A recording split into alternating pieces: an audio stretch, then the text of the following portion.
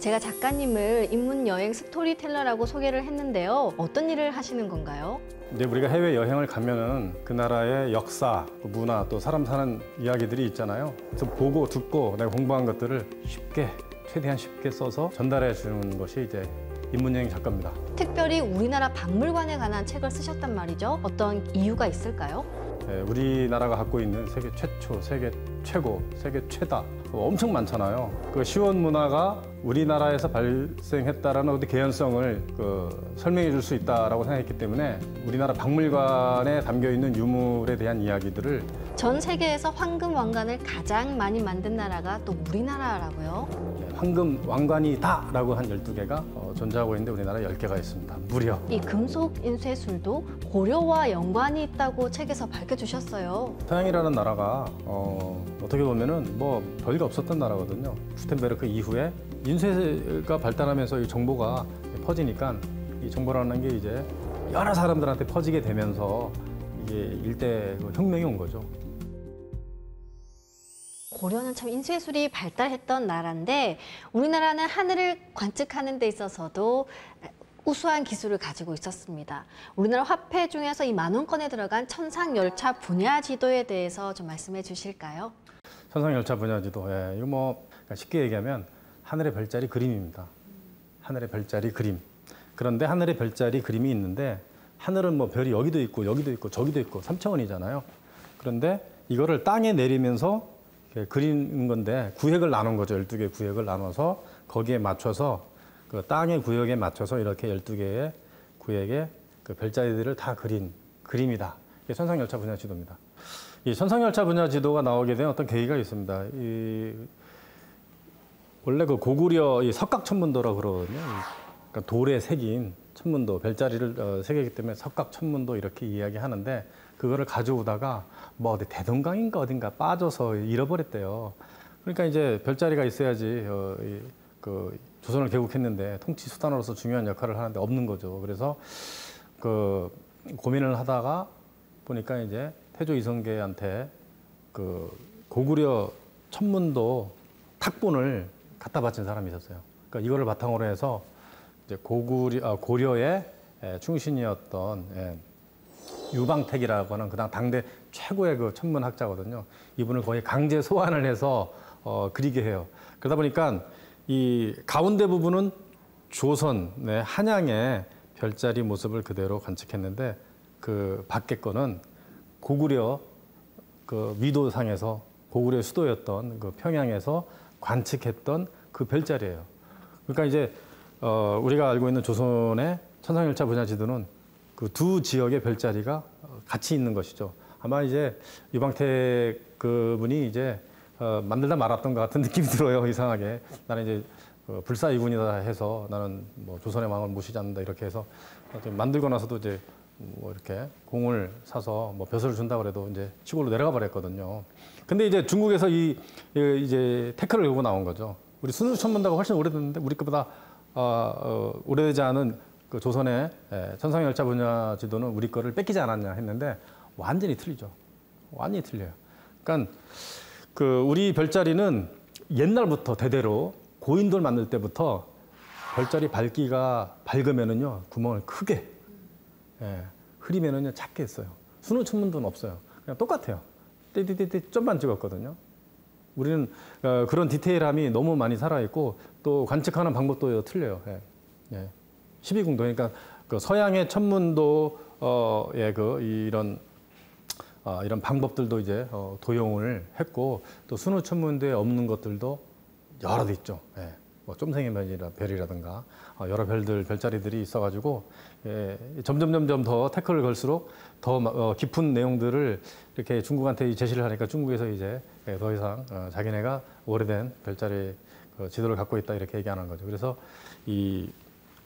그 조선에 개국하면서 만든 천상열차 분야 지도는 결국 이제 고구려 별자리를 바탕으로 했기 때문에 지금도 세계에서 가장 오래된 별자리의 근간이다 이렇게 얘기하는 거죠. 네. 이렇게 우리 선조들이 깨친 천문과 지리는 이렇게 일상생활에 적용되고 또 응용되잖아요. 그런데 그 대표적인 예가 경복궁이라고 하셨어요. 제가 아까 하늘에 그 명당이 잠이원, 또는 뭐 자미궁이라고 하는데 그 중심 있는 곳이거든요. 예.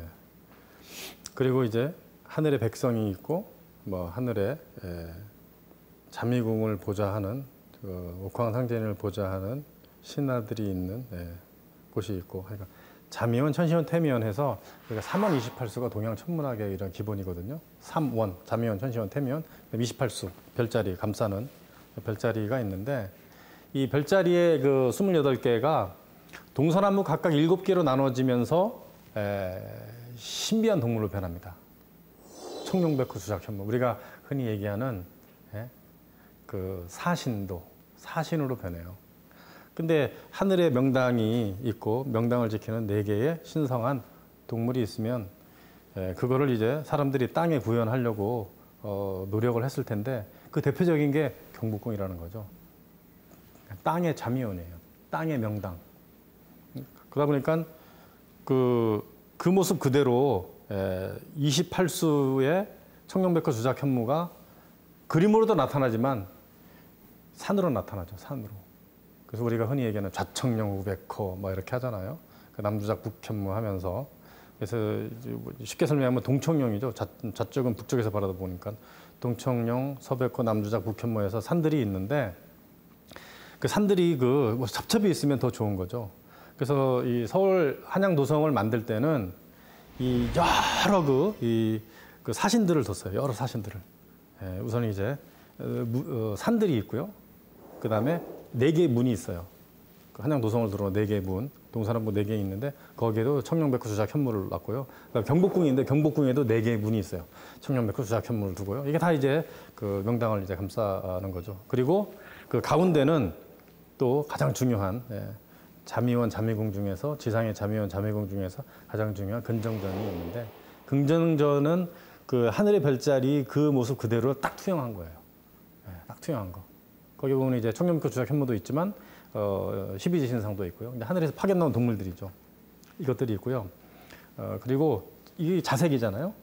자색으로 안 보일 수도 있는데 이 자미원의 자자가 자색이에요.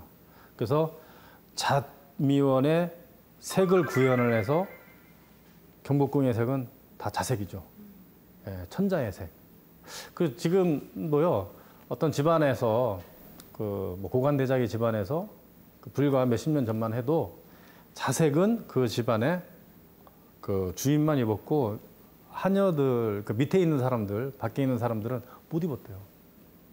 못 입었대요. 그러니까 이 사찰에 가도 이 자색을 주로 많이 사용했고, 그래서 하늘의 명당을 그대로 땅에 구현한 것이 대표적인 게 이제 경복궁이다.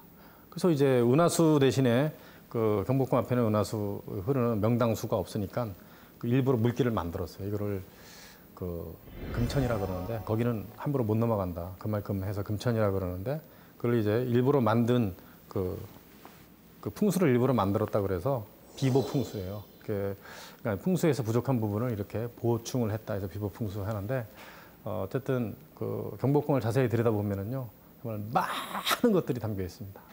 경복궁에서 하늘의 원리를 생활문화로 이화시킨 선조들의 지혜를 엿볼 수가 있네요. 그런데 이순신 장군이 만든 거북선도 이 천문도와 연관이 있다고. 그렇습니다. 이제 거북이는 물에서 잘 놀잖아요. 거북이는 물에서 잘 노는데, 우리가 이제 오행할 때 목화토금수 해서 오행할 때 이제 방위로 치면 동서남북 중앙인데, 그 28수의 그 28개 별자리를 동서남북 각각 7개씩 나눠서 청룡백호 주작현무했는데, 그 현무, 북쪽에 있는 현무가 이제 물을 관장하고 물을 이렇게 물과 하여튼 연관이 돼 있는 동물이잖아요.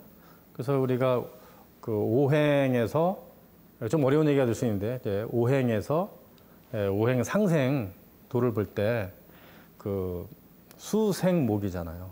수는 그러니까 이제 사신으로 봤을 때 현무고요. 목은 용이잖아요. 그래서 이 현무가 이제 물을 올려주면은 하늘에서 비를 내리는 역할을 합니다. 그러니까 그 수신으로서 물을 다스리는 그 동물로서 최고는 이제 거북인 것이죠. 그러니까 옛날 사람들은 이 음양요행을 기본적으로 다 알고 있었고 생활문화였잖아요. 옷도 그렇고 먹는 것도 그렇고. 당연히 거북이 모양으로 철갑선을 만들었다는 거는 어떻게 보면 상식이었지 않을까 이렇게 생각을 합니다. 그래서 우리가 이제 임진왜란만 생각하면 이제 거북선을 이렇게 생각하는데 이제 거북선이 이제 조선시대의 그 대표적인 그 군함으로 여러 척이 있었대요. 한 40척도 있었답니다. 동양의 천문도를 알지 못하고서는 우리 문화를 이해하기가 어렵겠네요. 그러니까 이제 우리의 모든 문화는 하늘에서부터 시작됩니다. 그러니까 그 쉽게 얘기하면 이제 음양오행이죠. 하늘에서 내려온 문화가 그냥 사람들의 그 생활 문화, 통치 수단, 이렇게 뭐 심지어는 이제 음식, 의복 이런 게 전부 들어가는 거예요. 근데 그게 벗어난 게 거의 없다고 보시면 되는 거죠. 그래서 이제 색깔로 이제 표현하면 이제 오방색을 해서 그 색으로 표현해서 이제 나누는 게 가장 쉽고 재미난 방법인데, 그래서 하늘을 모르고는 땅도 사실 모르는 거죠. 네. 이순신 장군 얘기가 나와서 말인데, 이 임진왜란을 승리로 이끈 이순신 장군이 출정에 앞서서 승리를 기원하며 지낸 제사가 있다고 하죠. 예, tuk제라고 하죠. tuk제. 네. 예. 그 이순신 장군의 그 난중일기에 보면은 약 3번에 걸쳐서 tuk제를 했다라는 그런 기록이 있다고 합니다. 이제 tuk이 뭐냐면 어떤 이 깃대예요. 그러니까 쉽게 얘기하면 삼지창 또는 이제 창이 하나 있는데 그 밑에 이제 소 꼬리로 이렇게 털을 이렇게 만들어서 세우는 걸 tuk이라고 합니다. 그 주변에서 도끼 들고 창 들고 활 들고 칼 들고 춤을 추는 거예요. 군대 제식하듯이.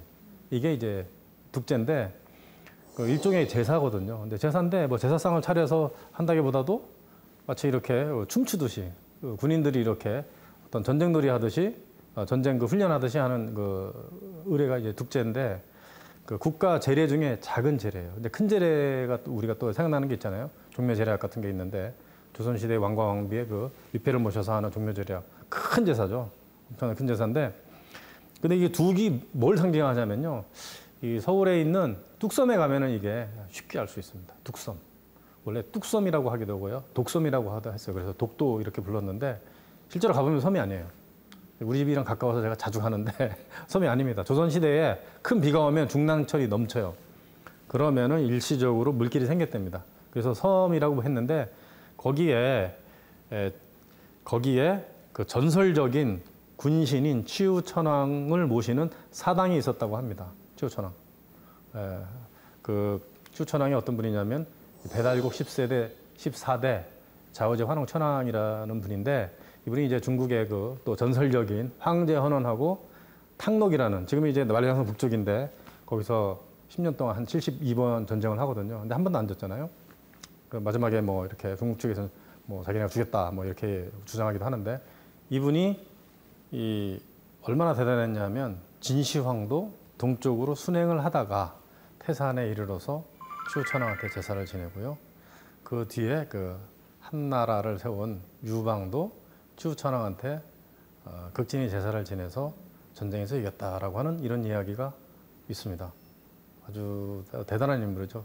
그래서 이제 서양에도 보면은요, 이런 모습이 있어요. 이제 이분이 동두철액이라고 그래서 하여튼 뭐 말로 하면은 아주 괴물이죠, 괴물. 뭐 쇠이마 뭐 무슨 뭐 이렇게 갖고 있다 이런 이야기인데, 이분이 이제 소뿔 모양을 한 투구를 만들어 썼는데, 뭐 고구려에도 이제 고구려까지만 해도 그런 장수들의 그 투구가 이제 그런 소뿔 모양의 그 뿔이 달린 거를 하는데, 이게 서양에서도 많이 발견이 되고요. 그 다음에 이 군신의 모습으로서 북유럽에 치유 하면은 뭐 전쟁의 신 또는 뭐 천둥의 신 뭐 이런 식으로 이제 모시기도 하죠. 그래서 이런 소 머리 모양의 그 투구를 썼기 때문에 우리가 우두머리다 할 때 소 머리잖아요. 그래서 이제 최고 높은 신분을 가진, 아니면 이제 왕이다 할 때 우두머리 할 때 이제 치우천왕을 이야기하는 것이고, 치우천왕처럼 아주 위대하다 이런 식으로 얘기하는 표현도 있고요. 그 다음에 이제 하여튼 그 지위가 높다라고 하는 말도 치우천왕에서 나왔다고 해요. 지위가 높다. 또 또 어떤 책에서는 이 제우스가 치우천왕이 이제 변화돼서 서양으로 넘어간 거다 이런 이야기를 하는 사람도 있습니다. 우리 2002년 월드컵 때 붉은 악마 응원단의 마스코트가 또 치우천왕이었죠. 그럼 이순신 장군은 전쟁을 하면서도 이렇게 항상 치우천왕을 모셨던 거겠네요. 그렇습니다. 우리가 잘 알고 있는 그 거북선이 또 하나의 능력이 이제 부딪히는 거잖아요. 우리는 이제 다른 일본이나 이런 배들하고 다르게 이렇게 꽉 끼게끔 이제 배를 만들었다고 하는데 그 앞에 부딪히는 부분 그 앞에 도깨비가 있습니다. 거북선 앞에 아주 잘생긴 도깨비가 이제 얼굴이 이렇게 되어 있고요. 그리고 영화 명량에 보면은 그 이순신 장군께서 이렇게 어머니 제사를 지내요. 어머니 제사를 그죠? 거기 이제 감독도 그게 가장 인상적인 장면이다. 자기가 만든 장면 중에서 이렇게 얘기를 했는데 카메라가 이렇게 쫙 올라가면서 위에 그 환이라는 글자 옆에 그 도깨비 형상이 있습니다. 이거 치우천왕이죠. 군신을 나타내는데 근데 이제 도깨비가 이제 치우천왕으로 알려진 이런 계기가 있어요. 근데 아까 탕록대전 이야기를 말씀드렸는데 탕록에서 전쟁을 할 때 그냥 싸워서는 이렇게 이길 수가 없으니까 황제 현원이 약 귀신을 만 명이라 해야 되는지 모르겠는데 그러니까 귀신 10,000명을 데리고 싸웠고요. 그다음에 치우천왕께서는 도깨비 부대를 운영을 했습니다. 근데 도깨비가 항상 이겼대요. 그래서 이제 치우천왕이 사실 왕도깨비 이런 그 모습을 하고 있는데 거기 이 도깨비 이름 중에서도 뭐 임해망량 신도울루 이런 이름들이 이렇게 쭉 나오는데 그래서 그 도깨비로 이렇게 알려지면서 이렇게 내려온 거죠. 그래서 이제 귀신도 물리치고 전쟁도 하고 하는 그런 모습으로 이어져 내려온 게 이제 도깨비의 그 원래 모습입니다. 자, 그러면 이제 그 위대했던 그 치우천왕의 모습이 우리한테만 남아 있느냐? 중국에도 남아 있고요. 흔히 상나라 도철문양이라고 해서 이제 화로에 있는 그런 것도 있고요. 그다음에 묘족 있죠, 묘족. 그 묘족의 이제 기록에 보면은 중국의 기록에 보면 이제 치우천왕께서 묘족을 다스렸다.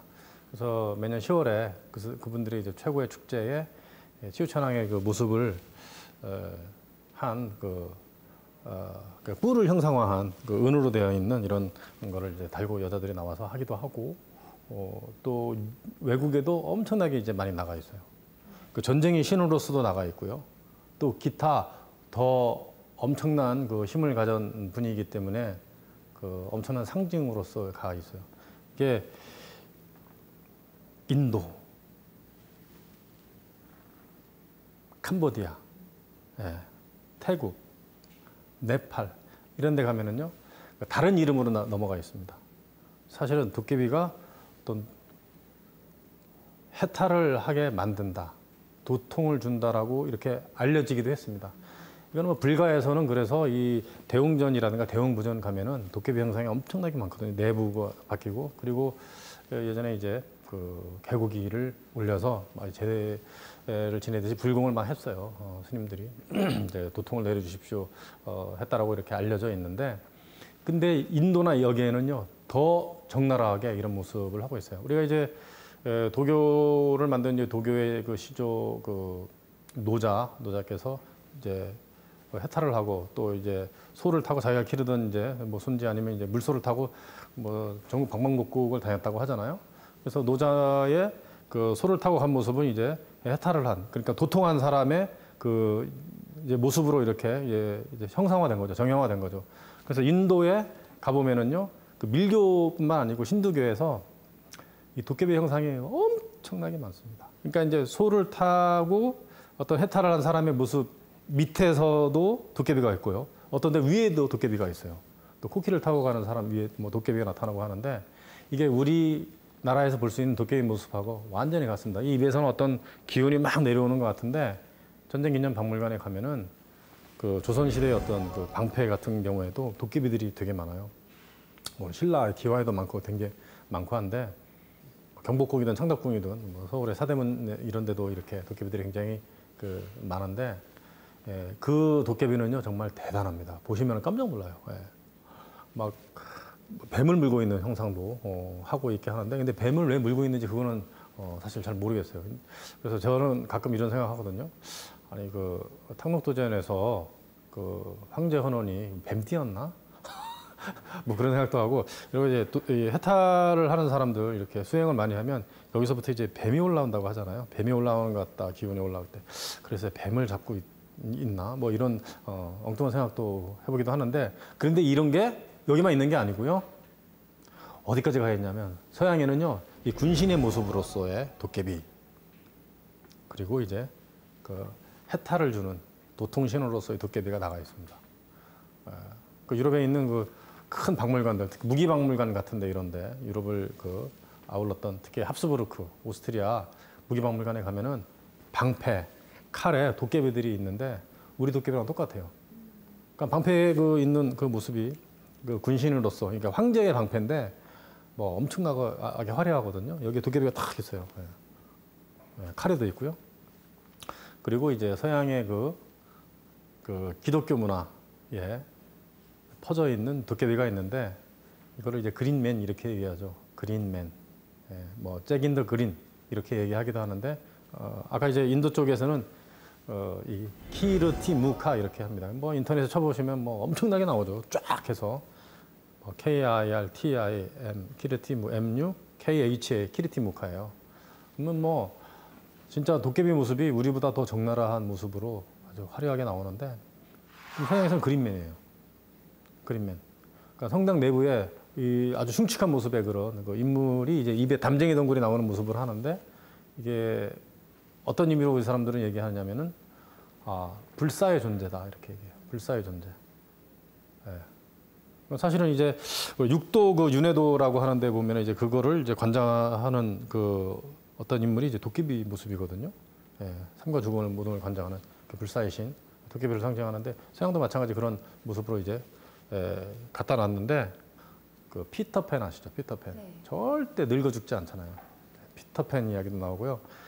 또 영국에 가면 영국이 이제 그린맨이 제일 많은데 영국에는 이렇게 그 로빈 후드 숲속에 사는 녹색 인간들 나오고 그 다음에 우리 그 반지의 제왕에 보면은 그 나무 신령들 나오죠. 오크가 아니고 뭐죠? 나무 신령들이 나와요. 거기 이제 도깨비의 모습을 다르게 표현한 것이고요. 그 다음에 영화 슈렉, 그러니까 애니메이션이죠. 거기 나오는 이제 초록색, 이제 그린맨이기 때문에 이제 초록색 모습으로 나오는데 그 슈렉에 나오는 그 주인공도 그 도깨비 모습이에요. 아주 오래 살고 죽지 않고 하여튼 재미난 모습으로 하는데 그런 문화들이 곳곳에 있습니다. 다빈치 코드라는 영화를 보셨나요?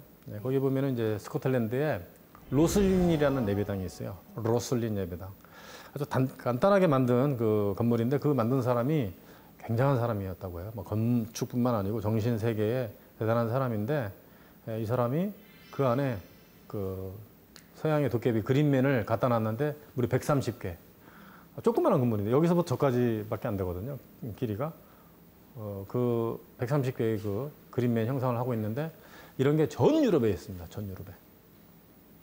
그래서 도깨비의 모습은 이제 치우천왕의 모습으로서 이제 군신이기도 하지만 이제 워낙 대단했던 그 동아시아의 그 정말 동아시아를 주름잡았던 대단한 인물이었기 때문에 안 갈 수가 없죠. 특히 이제 한민족이 갔던 데는 다 있었던 것 같아요. 남미에도 있거든요, 사실은. 남미에도 이렇게 멕시코라든가 이런 페루 같은 데 가면은 도깨비 모습을 찾을 수 있습니다. 찾아보면 더 많은데 너무 많으니까 여기까지. 네.